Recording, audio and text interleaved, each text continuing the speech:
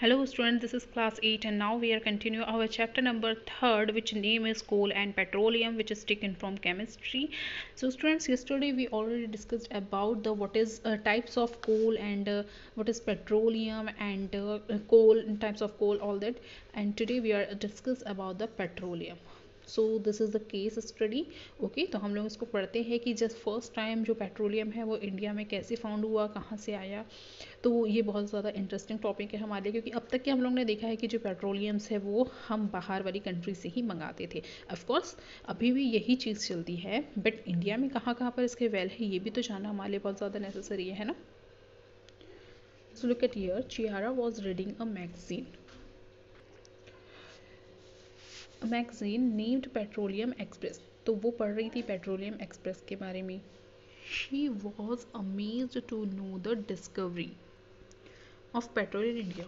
तो उसे ये जान के बहुत ज़्यादा शौक लगा कि मतलब कि जो पेट्रोल की जो डिस्कवरी है वो इंडिया में भी हुई है. So read the below legends to know how India got it first oil well.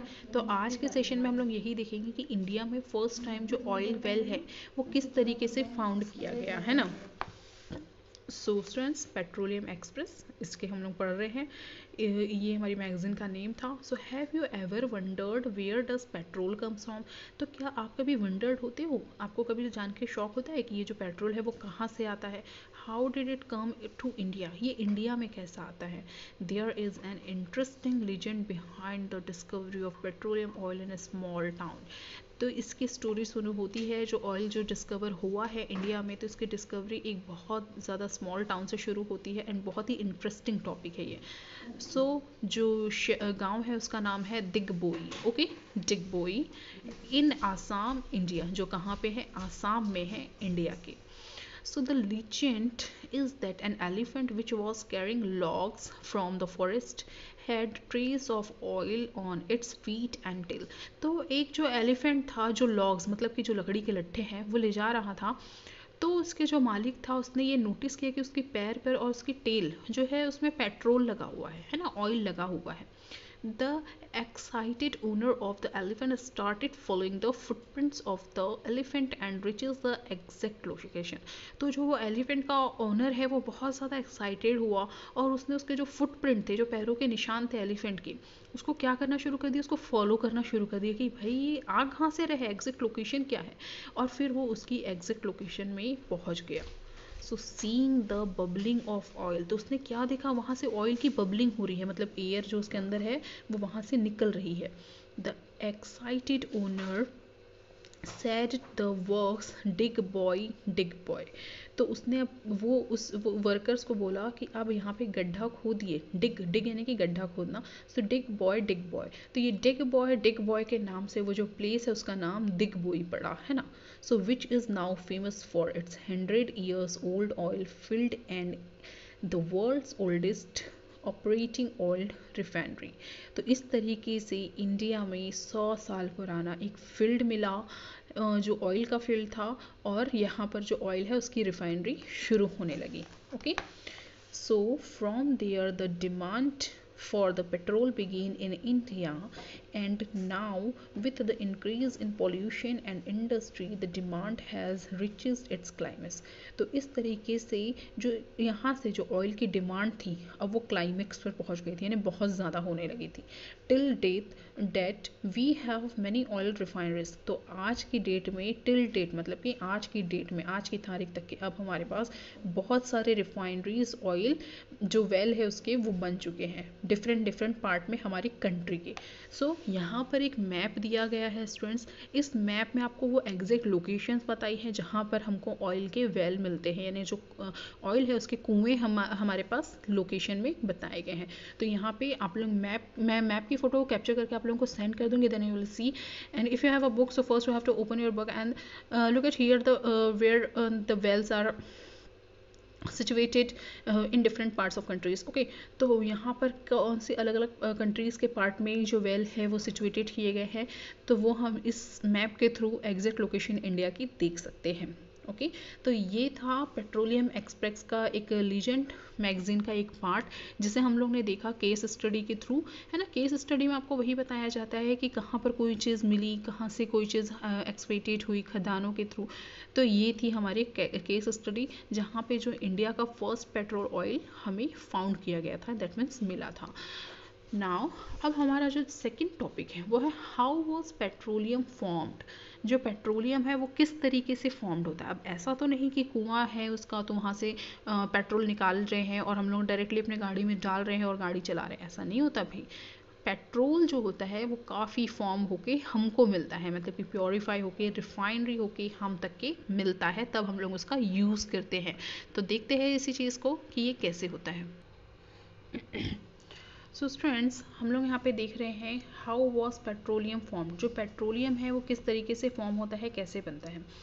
सो इससे पूरा पैराग्राफ पढ़ने से पहले मैं आप लोगों को ये बता दूं कि देखिए यहाँ पर एक प्रोसेस बताई गई है। इस प्रोसेस को हम लोग समझते हैं तो मिलियंस ऑफ ईयर अगो, मतलब कि काफ़ी मिलियन सालों पहले क्या हुआ कि एक अर्थक्वेक आया, या फिर जो प्लांट्स थे जो सी में थे, जो plants and the animals and the sink to the bottom of the sea, जो सी के पास में सिंक हो गए थे, डूब गए थे। क्या क्या थे इसमें, प्लांट्स थे, कुछ एनिमल्स थे, कुछ ह्यूमंस थे, और कुछ नेचुरल डिजास्टर ऐसे हुए कि ये पूरी चीज़ें क्या हो गई, धरती के अंदर समा गई, है ना।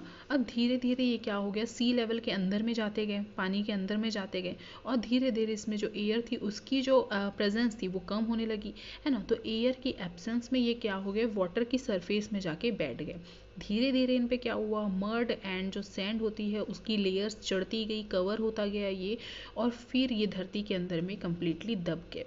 बट जब oil moves up through porous rock and eventually form as a reservoir. अब बाद में क्या हुआ कि ये जब अंदर दब गए तो धीरे धीरे जब इसमें ऑयल मूव्स होने लगी, यानी कि जब ये ऑयल में कन्वर्ट होने लगे बहुत सालों के पहले, तो जब ये ऑयल में कन्वर्ट होने लगे तो अब ये क्या हो गया, इसका वेट हल्का हो गया। अब यहाँ से जो नेक्स्ट प्रोसेस आती है, इसमें जो हमारी अर्थ है उसका सेडिमेंट होना शुरू हुआ। सेडिमेंट मतलब कि जो अर्थ है वो अंदर से फ्लक्चुएट होना शुरू हुई, उसका टेम्परेचर इंक्रीज हुआ। तो ये जो ऑयल था उस क्रैक के थ्रू, जो अर्थ क्रैक की जो क्रैक्स रहती है उसके थ्रू अब ये ऊपर आना शुरू हुए। ठीक है, तो हमने देखा कि जो नदी है वहाँ पे क्या हो रहा है, ये जो ऑयल है वो तैर रहा है, फ्लोट होता हुआ हमें नज़र आ रहा है। इस तरीके से जो पेट्रोलियम है वो बना। तो ये जो पेट्रोलियम होता है ना स्टूडेंट्स, इसे बनने में मिलियंस ऑफ ईयर लग जाते हैं, हज़ारों साल लग जाते हैं। अगर हम लोग ने कंटिन्यू इसका यूज़ करते रहा तो ये एक समय के बाद क्या हो जाएंगे, कम्प्लीटली ख़त्म हो जाएंगे, और दोबारा से इनको पाने के लिए हमें वेट करना पड़ेगा मिलियंस ऑफ ईयर तक की, है ना। तब तक के तो हम लोग जीवित भी नहीं रहने वाले हैं। यानी कि इसीलिए बोला जाता है कि हम लोग को इसका अल्ट्रेशन यूज़ करना चाहिए, यानी कि इसके बदले में, जैसे कि आजकल निकल गई है बैटरी वाली गाड़ीज़, है ना। तो बैटरी वाली व्हीकल्स निकल गई है ताकि हम क्या कर सके, पेट्रोल्स को सेव कर सके, ताकि जो आगे आने वाली जनरेशन है उसे भी ये सब पता रहे कि हाँ, ये जो पेट्रोलियम है ये इस टाइप से होता है। क्योंकि अगर हम लोग पूरा यूज़ कर लेंगे तो हम आने वाली जनरेशन के लिए कभी भी उसको सेव नहीं कर पाते। सो स्टूडेंट्स, अब हम लोग देखते हैं लाइन वाइज लाइन होता क्या है। The word petroleum is drive, ये जो पेट्रोलियम वर्ड है ना स्टूडेंट्स, ये लैटिन वर्ड से लिया गया है, that means Petra and oleum, जहाँ पे पेट्रा का मीनिंग होता है रॉक और ओलियम मीन्स होता है ऑयल, यानी कि ये रॉक के अंदर से निकलने वाला एक ऑयल है। ऑफ कोर्स, क्योंकि ये जो पहाड़ है ये भी क्या है, एक सेडिमेंट होता है, यानी कि जो अर्थ है वो सेडिमेंट होता है, उसके अंदर से अर्थक्वेक आती है और उसकी क्रैक के थ्रू ये जो पहाड़ है ये ऊपर बनते जाते हैं और हमको नज़र आते हैं। ठीक है, so from the rock under the earth, यानी कि अर्थ के अंदर में जो रॉक है उसके अंदर से ये हमें क्या होते हैं, गेन होते हैं। So it is believed that around 300 and 400 millions of year ago, देखिए स्टूडेंट 300 and 400 मिलियन, अगर मैं 1 मिलियन बताऊं तो 1 मिलियन इज इक्वल टू होता है स्टूडेंट 10 लाख। तो अब आप सोच सकते हो यहाँ पे 300 and 400 million of year ago दिया गया, तो आप मल्टीप्लाई कर सकते हैं उसको 10 से। तो उतने साल पहले क्या हुआ, जो मरीन एनिमल्स थे एंड जो प्लांट थे, बहुत सारे मरीन एनिमल्स और प्लांट्स, मरीन एनिमल्स मतलब कि जो पानी में रहते हैं ना, तो ये जो प्लांट्स थे और जो मरीन एनिमल्स थे वो क्या हो गए, पानी के अंदर नेचुरल क्लाइमेटिक्स हुआ और उसके अंदर में सिंक होते चले गए, डूबते चले गए। So when all this organisms die, जब इस तरीके से जो पूरे ऑर्गेनिजम्स हैं वो डाई हो गए तो वो क्या हो गए, हैवी हो गए। कुछ देर तक के तो वो पानी के ऊपर रहेंगे, बट